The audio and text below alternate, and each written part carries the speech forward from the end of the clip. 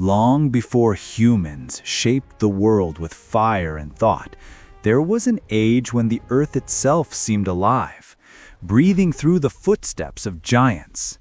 Every dawn of the late Cretaceous felt like the awakening of a living continent. Imagine a land drenched in mist, where ferns taller than men swayed beside rivers wide as oceans. The air was thick and warm, heavy with the scent of life and decay, and each sound, the snap of branches, the distant call of unseen creatures, carried through the ancient floodplains like thunder rolling across time. Back then, the earth belonged to the titans, the sauropods, the long-necked emperors of the animal kingdom. Some stretched longer than city buses, others weighed more than a dozen elephants. They were the architects of the land, reshaping forests just by walking through them. But as the continents drifted and climate shifted, new rulers began to rise, creatures that walked not on 4 legs, but 2. To me, that moment feels almost symbolic, as if evolution was rehearsing for something far in the future, for us. Because when I look at those early bipeds balancing colossal bodies on just 2 limbs, I can't help but think of the human story hidden beneath it. It's the same battle: balance, adaptation, survival. The same urge to stand taller, reach higher, and keep walking no matter how heavy the world becomes. This was the forgotten age of giants, when nature dared to think bigger than ever before. And among these colossal beings, one would rise to defy everything we thought possible. A creature so immense it blurred the line between myth and reality. Let's step into its world, because the story of the Shantungosaurus isn't just about size. It's about the fragile miracle of being alive. In the summer heat of 1973, on the ancient floodplains of Shandong, China, a group of paleontologists unearthed something that shouldn't have existed. At first, they thought they'd stumbled upon another sauropod, one of those 4-legged giants that defined the age of dinosaurs. But as more bones emerged from the rock, the truth began to take shape. The skeleton was different. The proportions were strange. Long hind legs, massive hips, and a spine that suggested it could lift its entire front body off the ground. What they had found wasn't just another giant, it was a revelation. The scientists named it Shantungosaurus, after the land that had cradled it for nearly 70 million years. And soon, they realized this herbivore defied the laws of balance. It could stand, even run, on 2 legs, despite weighing more than 20 tons. Just imagine that for a moment. A creature longer than a city bus, heavier than a dozen elephants, thundering across the earth, not on 4 limbs, but 2. No animal since has ever matched that combination of size and posture. It was, quite literally, the largest biped the world has ever known. To me, that feels almost poetic, that this gentle, plant-eating giant carried itself the way humans eventually would, upright, balanced, free.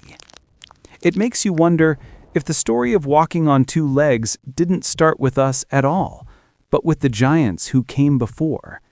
Its enormous frame housed a heart strong enough to pump life through 17 meters of muscle and bone. Its jaw was lined with 1,500 teeth that ground through the toughest plants like living machinery.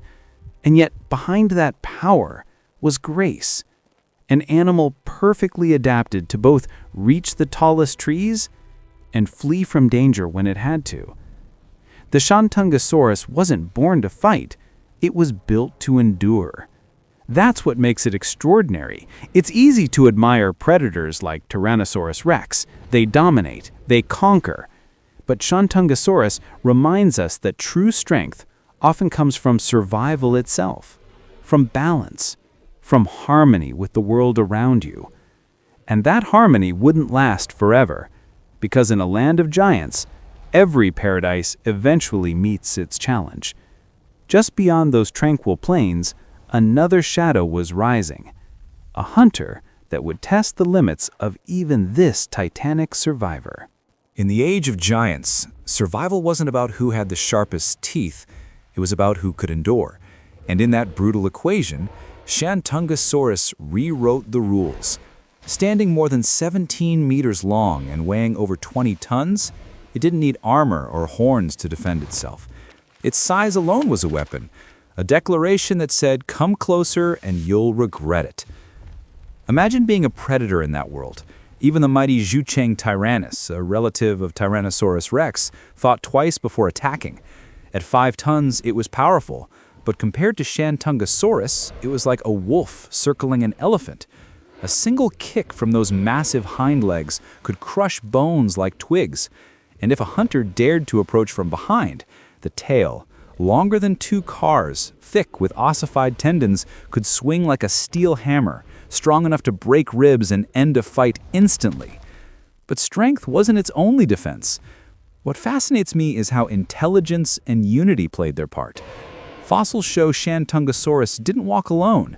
It moved in herds, maybe dozens, maybe hundreds, like living fortresses moving across the floodplains. When one sensed danger, they could warn the others with deep, resonating calls, their nasal passages flaring like primitive trumpets across the Cretaceous air. I love that idea, that even in a world ruled by fear, cooperation was the ultimate survival strategy. And yet, power always comes with a cost. Moving such enormous bodies required enormous energy, and every day was a battle between hunger and exhaustion. Each mouthful of ferns or conifers barely filled the gap, but they kept moving, step by step, feeding, surviving, teaching nature its own lesson that dominance doesn't always roar. Sometimes it rumbles quietly, like thunder in the distance. To me, that's the true law of giants. Survival through balance, power through restraint. It's the same law that still shapes life today, from elephants that roam the African plains to us, struggling to live in harmony with our own strength. But as history always reminds us, even the greatest survivors must face a breaking point.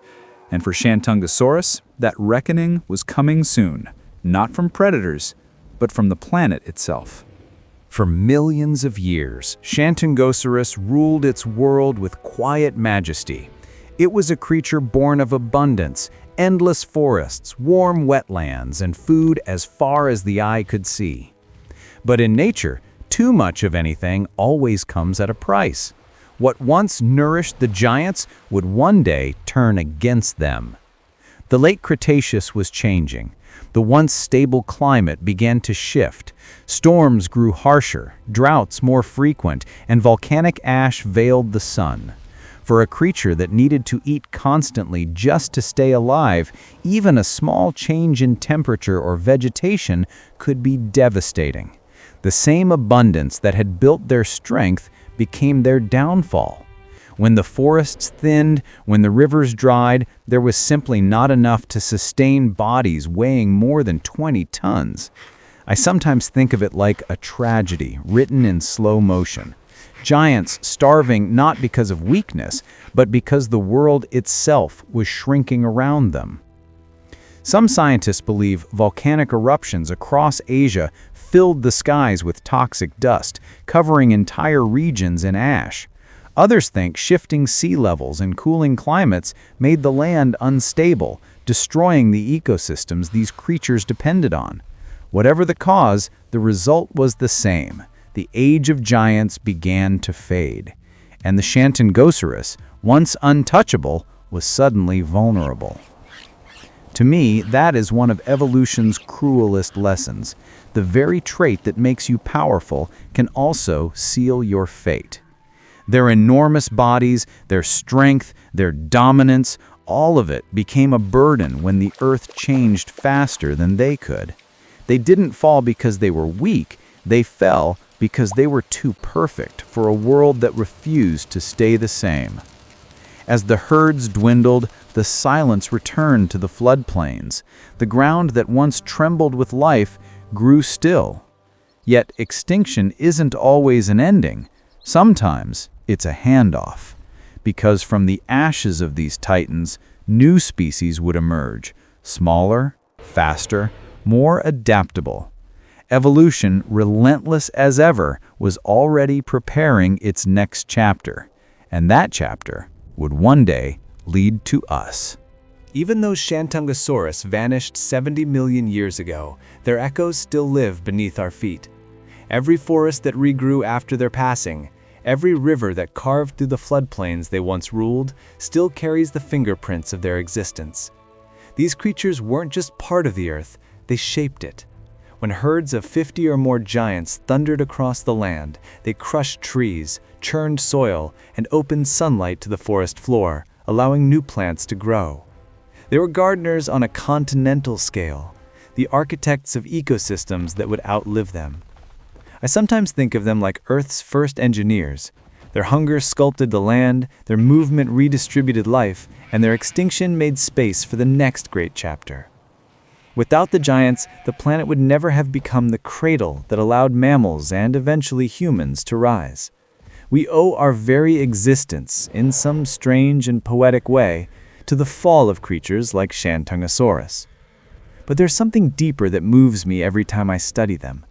These titans remind us that life's greatest power isn't domination, it's legacy. They didn't build monuments, they didn't fight wars, and yet their bones changed the way we understand the past and ourselves. From ancient myths of dragons in Asia to the first fossils discovered by farmers in Shandong, humanity has always felt that connection, a whisper from deep time reminding us that giants once walked where we stand. When I walk through a museum and see their reconstructed skeletons stretching toward the ceiling, I don't just see bones. I see persistence. I see evolution's unbroken rhythm, teaching us that even the mightiest must one day fall so that new life can rise. And maybe that's what survival really means, not living forever, but leaving behind something that endures. For Shantungosaurus, it's the land itself. For us, maybe it's memory, kindness, or the stories we tell to keep the past alive.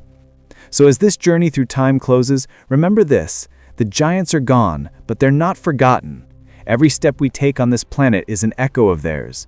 If you believe, as I do, that their story still matters, give this video a like, share it, and subscribe, because together we'll keep their echoes alive, one story at a time.